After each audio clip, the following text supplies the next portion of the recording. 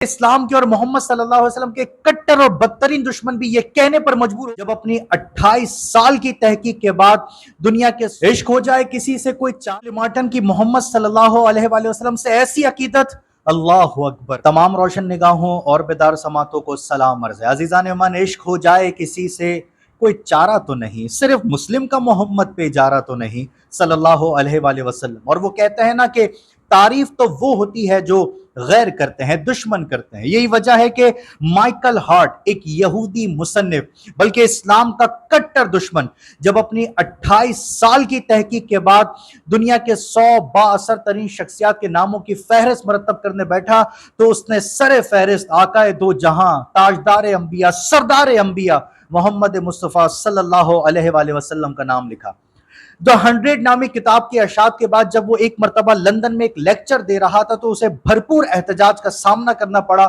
اس سے شکایت کی گئی کہ اس نے آخر کیوں محمد کا نام سر فہرست رکھا صلی اللہ علیہ وآلہ وسلم، جس کے جواب میں مائیکل ہارٹ کہتا ہے کہ محمد نے سن 611 میں مکے میں قدم رکھا اور کہا کہ میں خدا کا رسول ہوں۔ اس وقت صرف 4 اس کے قریبی افراد ان پر ایمان لائے، لیکن آج 1400 سال بعد 1.5 ارب سے زیادہ مسلمان ہیں، جو اس بات کا ثبوت ہے کہ محمد جھوٹے نہیں تھے صلی اللہ علیہ وسلم، کیونکہ جھوٹ 1400 سال تک نہیں چل سکتا اور نہ ہی وہ 1.5 ارب لوگوں کو بے وقوف بنا سکتا۔ اور صرف اتنا ہی نہیں، وہ کہتا ہے کہ حیرت تو اس بات پر ہوتی ہے کہ یہ اربوں مسلمان اپنے نبی کی عزت اور حرمت پر اپنا سب کچھ، یہاں تک کہ اپنی جان تک نثار کرنے کے لیے تیار رہتے ہیں۔ کیا عیسائیوں میں کوئی ایک بھی ہے جو یسوع کے لیے یہ سب کرنے کے لیے تیار ہو؟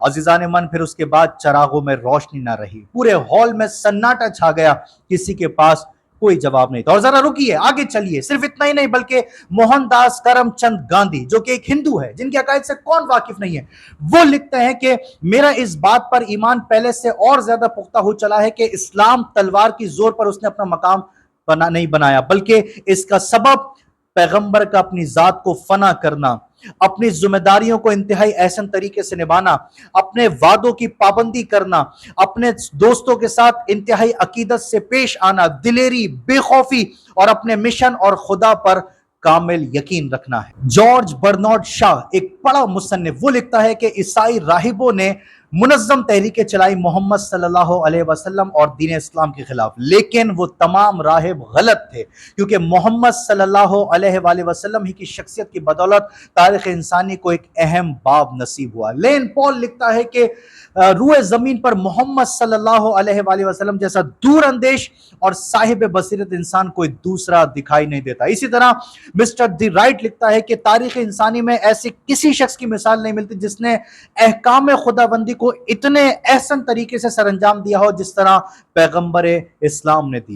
محمدزم religious system of the world میں جے ڈبلیو لیٹنر لکھتا ہے کہ محمد صلی اللہ علیہ وآلہ وسلم کی شخصیت اور ان کی ذات میں ایک ایسی کشش اور جاذبیت ہے جو کسی دور میں کم نہیں ہوگی، بلکہ اس کشش میں نوع انسان کے لیے اضافہ ہوتا چلا جائے گا۔ عزیزان من، جنیوا یونیورسٹی کے ایک پروفیسر ایک انتہائی خوبصورت بات کہتے ہیں کہ پورے انسانیت کو اسلام کے پیغمبر پر فخر کرنا چاہیے، کیونکہ محمد صلی اللہ علیہ وآلہ وسلم نے انسانیت کے لیے وہ قانون چھوڑا ہے کہ جس کے معیار پر اگر انسانیت آئندہ 2000 سال بعد بھی آ جائے تو وہ بھی باعث مسرت کامیابی ہوگی۔ برٹن رسل کہتا ہے کہ محمد صلی اللہ علیہ وسلم ایک عظیم شخصیت اور فقید المثال مذہبی رہنما تھے۔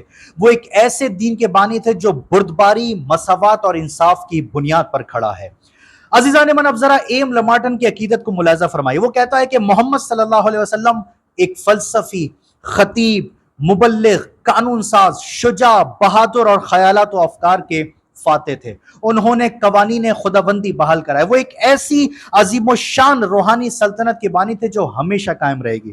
اور پھر اس کے بعد وہ ایک ایسا خوبصورت سوال دنیا کے حوالے کرتا ہے کہ بس اسے سوچتے جائیے اور لطف اٹھاتے جائیے۔ وہ کہتا ہے کہ دنیا میں جتنے بھی معیار اور پیمانے ہیں جن سے کسی بھی انسان کی عظمت کو پتہ کیا جا سکتا ہے، ان تمام کو بروئے کار لا کر بتائیے، کیا محمد صلی اللہ علیہ وآلہ وسلم سے زیادہ بھی کوئی عظیم تر ہے؟